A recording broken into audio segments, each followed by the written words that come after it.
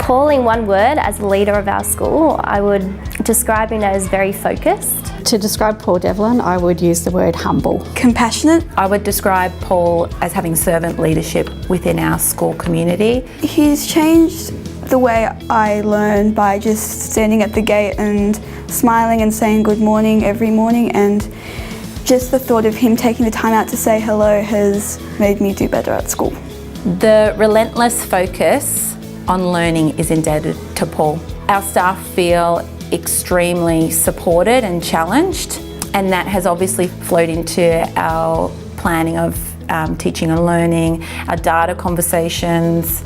My kids often come home telling me stories about Paul coming into the classroom and reading to them or teaching them facts, and that just speaks volumes, you know, that he's not just stuck in his office, that he's actually in there. I admire how caring and compassionate he is as a leader of our school. He's always got a smile on his face and got that care factor, and that's really important to have as a leader. I admire that he is very intelligent and he has a lot of knowledge that he shares with us, and at assemblies he always has PowerPoints up showing us some new things that we never knew and always sharing it with the school. He really made it an effort to get to know everyone. He's not just invested in learning, but he's invested as us as people and as the Corpus Christi community. I admire his drive to ensure that leadership is shared. One of Paul's phrases that I'll hear it at least twice a day would be, "That's why we work in teams. We never act as silos." I will miss Paul's humour. I will miss his compassion, just his presence, you know, that he brings every day. I've always felt that I could go to him and talk about anything. During RFF times when I'm sitting with my team up in the staff room, he'd always come in, say good morning, and he'd always leave the room with a bad dad joke.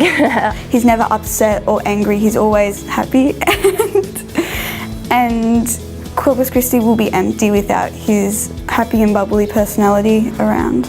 That personal connection will be something that we miss, that we really needed at Corpus Christi, and this has really impacted the culture here. There's probably lots of funny things because Paul is a very humorous type of person, but one that I hope I don't get him into trouble for, for cross country one day, he was in charge of buying all the snacks for the parent helpers, and he brought like healthy muesli bars that had nuts in them and Snickers.